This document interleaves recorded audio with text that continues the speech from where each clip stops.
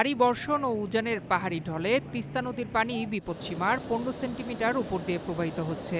এতে নদী তীরবর্তী অঞ্চল প্লাবিত হয়ে 10,000 পরিবার পানিবন্দী হয়ে পড়েছে।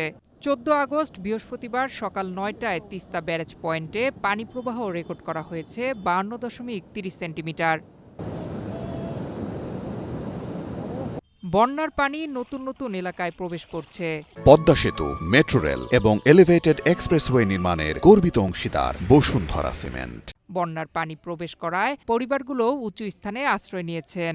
ঘরে পানি ও রাস্তাঘাটে পানি প্রবেশ করায় ভোগান্তিতে পড়ছেন মানুষ।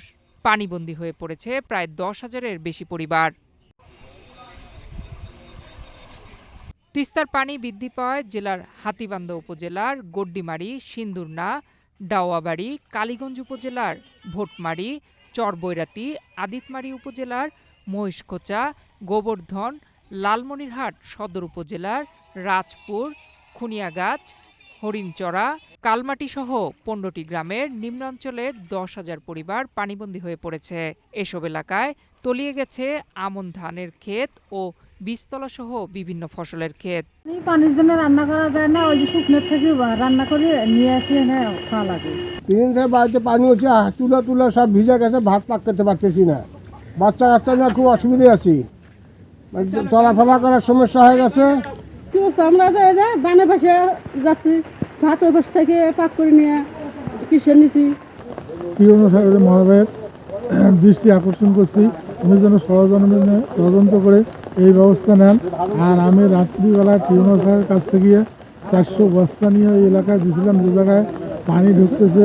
এলাকাবাসী নিজ উদ্যোগে তারা পানি আটক করতেছে এবং বস্তা দিয়ে পানি আটক করতেছে। এদিকে জেলা প্রশাসক বলছেন, ক্ষতিগ্রস্তদের তালিকা তৈরি করে দ্রুত ত্রাণ ও সহায়তা পৌঁছে দেওয়া হচ্ছে।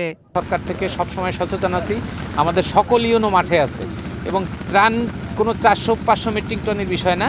আমরা তালিকা করতেছি, যাদের যে ধরনের দরকার আমরা সেভাবেই দেব। একজন মানুষও যাতে না খেয়ে থাকে না বা কষ্টে না থাকে সেই ব্যবস্থা আমরা করতেছি। আর বন্টনের বিষয় বললেন, আমরা যেগুলো ওয়ার্ডে ওয়ার্ডে বন্টন করতেছি, যেখানে ভালনারেবল ফ্যামিলি বেশি তাদেরকে আমরা একটু বেশি প্রায়োরিটি দিচ্ছি। আর যেখানে ভালনারেবিলিটি কম, অর্থাৎ বন্যার পানি যেখানে ঢোকে নাই এখনও বা কম ঢুকছে, তাদেরকে একটু আমরা বন্টনের দিক থেকে কম সুযোগ দিচ্ছি। পানি নিয়ন্ত্রণে ব্যারেজের 44টি জলকপাট খুলে দিয়েছে কর্তৃপক্ষ। নয়ন বিশ্বাস, বাংলাদেশ প্রতিদিন।